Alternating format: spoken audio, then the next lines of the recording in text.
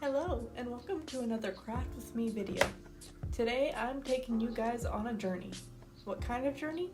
Why, I'm so glad you asked, other me. I'm taking you guys on a mental health journey because I'm not dumb. I'm not new to the internet.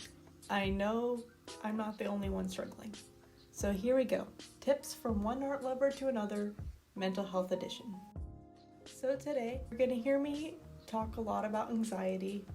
That's just kind of the label I'm using because that's relevant to me. But honestly, even if you don't have a little stress demon, but you find these useful, use them.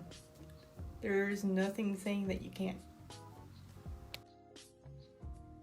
So you're having a stressful day, or maybe something triggered you and you're having an anxiety attack. What do? Well, the first thing I've been trying to do is sit with my feelings, just sit there and acknowledge it. It may seem weird and it's like, well, I'm already sitting here. But are you really letting yourself feel those emotions, or are you trying to ignore them? You can't move on without actually acknowledging that your little demon is there. So picture your little demon sitting next to you. Maybe you can draw him. That might be a good coping mechanism for you. And then I go get some water. No, not coffee, not Red Bull, water. It helps your brain, believe it or not. I know, I just realized this too. Now you have to ask yourself, what's bothering me? How do I resolve this? And sometimes that's the same question, sometimes it's not. Your answer might be, I don't know, and that's okay too. And sometimes there's not a good resolution. So if you don't know the answer to either of the two questions, here's some things you can do. You can try a lot of different things. You can redirect and you try a new activity. It's especially good if you're feeling too overwhelmed by what's in front of you. You can talk to a friend. I find social stuff feels kind of freeing sometimes. And it really doesn't have to be about what's bothering you, So it's not even necessarily a distraction. It's just giving your brain the kind of company rather than just thinking the thoughts all the time. It's breaking that cycle of the repetitive stressful thoughts or depressing thoughts or whatever is kind of weighing you down.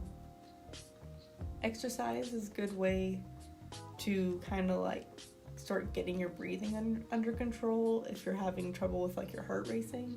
So go for a walk, go for a run, go to the gym if you like that. Stretch. I'm a big fan of yoga.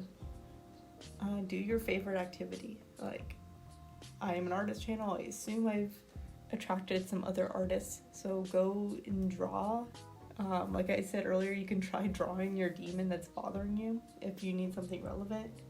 I picked up needle felting because stabbing things is actually pretty cathartic.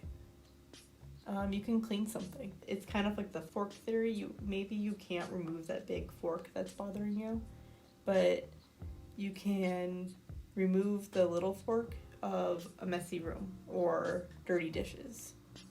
Again, it's something else to redirect your brain onto. You can meditate. I highly recommend finding YouTube videos or Headspace, I think, has a free trial. And my favorite one, eat a snack. Eat a meal. Eat some food because it is good for your brain.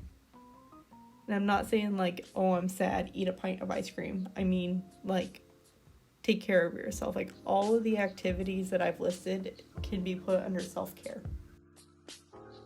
It's a skill, but I think it's a good place to start. I also like to take a moment to talk about 988.